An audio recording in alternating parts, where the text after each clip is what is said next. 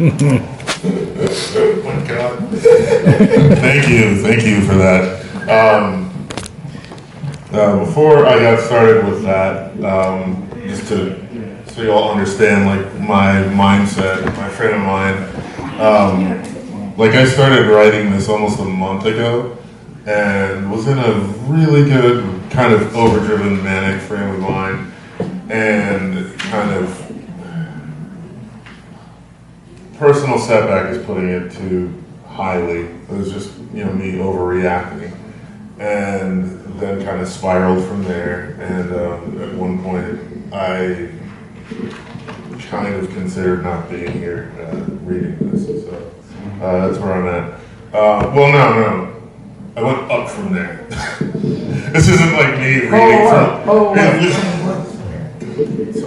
Sorry. All right, so this is called Poet Hidden in Their Lover's House.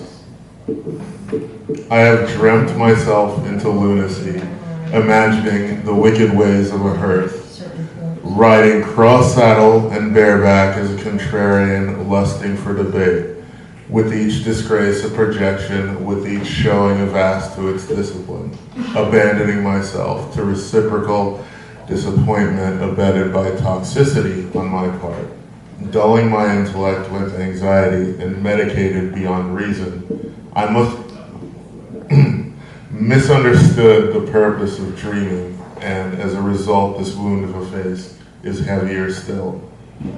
For if looks can kill, I now hew toward using my body to end the world, lilting slowly into the volcano, coming together as accident and sleep. I've become a type of haunted that I understand. Though after all these wishes for hands upon me, do not presume fright as regard the charades within my head, prodding at my yoking to internalized resentment, similar to pastry upon tapestry. Therein I viewed myself as sting. Previously as a father's son, now as a floodlight left straining, to be a surprise or a surrender, whilst hilariously swallowing any number of torches, in order to blanch in the liminal space between what is wanted and what is real. As an insatiable one, being tribute and driftwood is quite the evening, each one misspent, misdirecting love, hours beyond grace, wings set to crash, inside each control group with both heels pushing at sand. In my hands a burning house, in my eyes a ruinous pleasure, in my employ an unfathomable shake. Everywhere enduring entanglement, adding fireworks for therapists, remuneration after session after abstention, the blacker their flags, the brighter the welts. Regardless of impact, I am through shrinking. I told you it was long, sorry.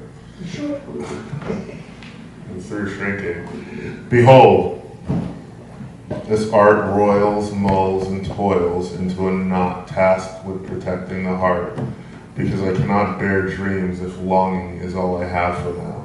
Alone again, or alone at rest, with an unchoate soul prevailing as my pillow, whilst contemplating possession being 9/10 of this here exhibit.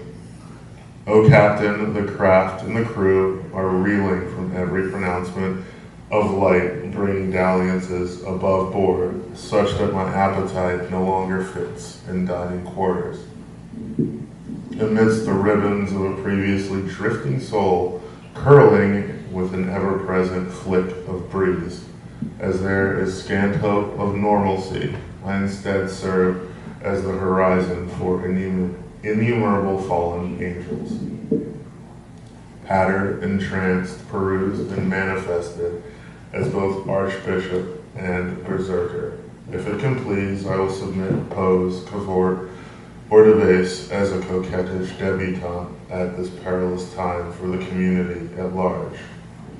Each bed a reduction of a prison, through the costuming and lies emerges a regent coming to confess, begging for the high, the risk, the fire at all times, as though any pause is consideration before affirming my deviance. Although I may speak from privilege, the honor of overplaying my hands will always keep me in joy and entrusted to the luster of nature between the anhedonic legs of third-wave emotional capitalism lived entirely within a funerary copse. So I finally raise a parting glass to my heterosexuality.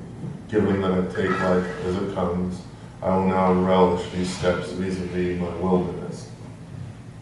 O Captain, your first mate herein and herewith requests the poetic residency in this torrid squall, a chance to run myself down.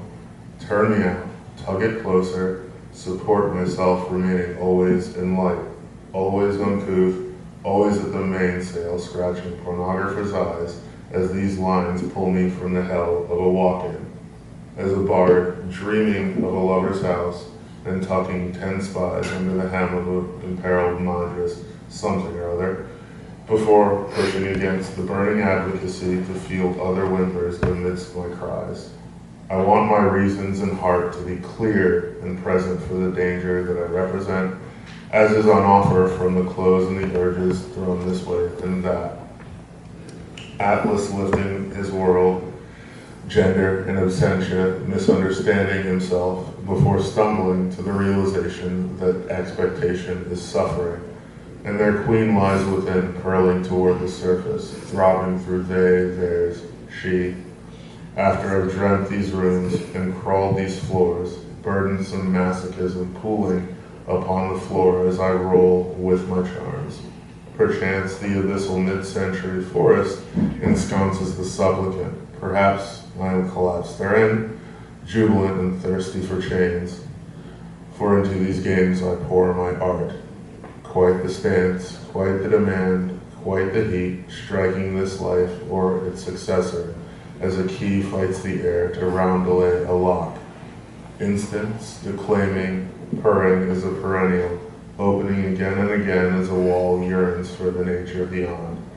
Entranced, inculcating, relishing, as sage around my thighs, keeping the evil between them. I am the captain, I am the pleasure, 'tis a far better world with me than without. I welcome you to my wilderness. Let me show you around with the sound off.